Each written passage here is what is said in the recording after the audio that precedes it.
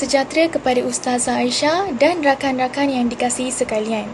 Antara topik-topik yang kami akan ketengahkan adalah konsep rukun negara, contoh amalan prinsip rukun negara dalam masyarakat Malaysia, isu berkaitan rukun negara yang berlaku di Malaysia dan cara-cara mengatasi isu berkaitan rukun negara di Malaysia. Definisi rukun negara menurut Kamus Dewan Bahasa edisi keempat ialah falsafah negara Malaysia yang mendukung 5 prinsip penting iaitu kepercayaan kepada Tuan, kesetiaan kepada raja dan negara, keluhuran perlembagaan, kedaulatan undang-undang serta kesopanan dan kesusilaan. Rukun negara diperkenalkan berikutan peristiwa 13 Mei 1969 yang melemahkan perpaduan antar kaum di Malaysia. Prinsip-prinsip yang terkandung dalam rukun negara jelas menunjukkan kunci kepada keharmonian dan perpaduan kaum. Prinsip rukun negara yang pertama ialah kepercayaan kepada Tuhan. Prinsip kepercayaan ini mewujudkan bangsa dan negara yang berdaulat. Prinsip yang kedua ialah kesetiaan kepada raja dan negara. Setiap warga negara hendaklah menumpukan sepenuhnya taat setia kepada Seri Paduka Yang di-Pertuan Agong. Prinsip yang ketiga ialah keluhuran perlembagaan. Prinsip ini menekankan kepada rakyat untuk mematuhi dan mempertahankan kemuliaan perlembagaan negara kerana berfungsi untuk memberi perlindungan kepada rakyat terhadap hak sebagai warga negara. Yang keempat ialah kedaulatan undang-undang.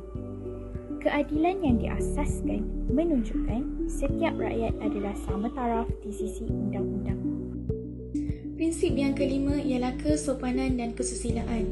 Prinsip ini bertujuan membentuk warga negara yang bersopan dan bersusila selaras dengan kempen budi bahasa budaya kita.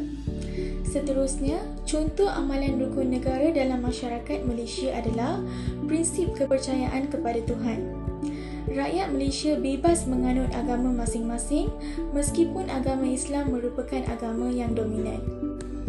Elemen agama memainkan peranan penting untuk mengeratkan perpaduan kerana setiap agama telah menitik beratkan persaudaraan dan nilai moral yang tinggi dalam kehidupan seharian. Prinsip kesetiaan kepada raja dan negara telah mengangkat kedudukan Yang di-Pertuan Agong sebagai ketua negara dan peranan rakyat adalah merafak setia. Sebagai contohnya, kesetiaan boleh ditunjuk melalui sambutan Hari Kemerdekaan. Secara tidak langsung dapat memupuk semangat patriotisme serta negara yang harmoni akan dapat dibentuk jika rakyat berbilang kaum berkumpul semasa menyambut Hari Kemerdekaan. Contoh amalan bagi prinsip rukun negara yang ketiga adalah di mana rakyat dapat menerima, mematuhi dan mempertahankan kemuliaan perlembagaan.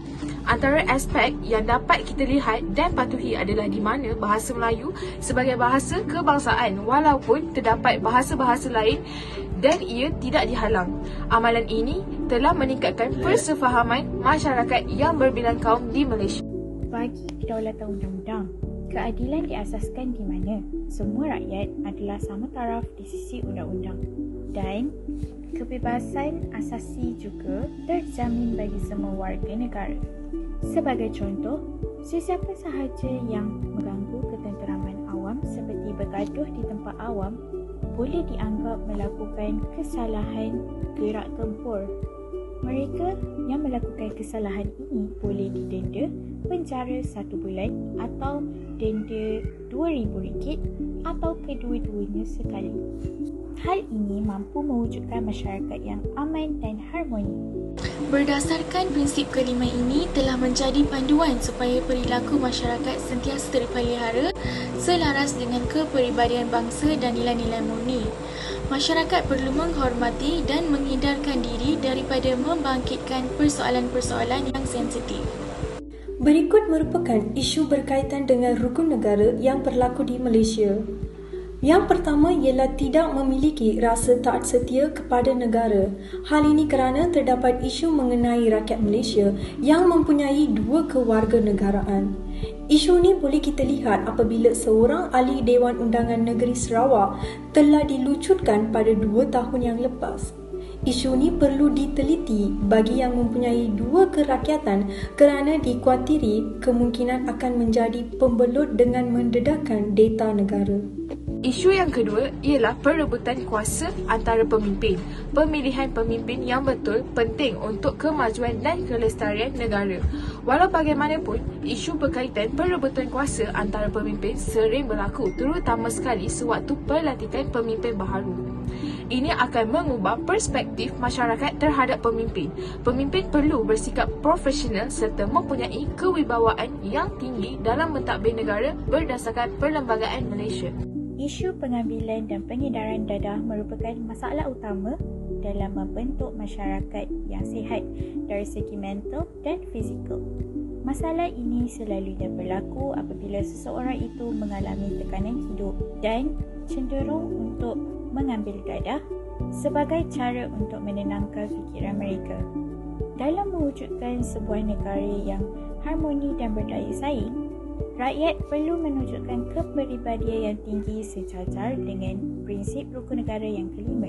Polis menumpaskan satu sindiket pengedaran dadah hasil penahanan 6 individu termasuk seorang wanita warga tempatan bersama dadah bernilai 7.8 juta ringgit 19 Februari.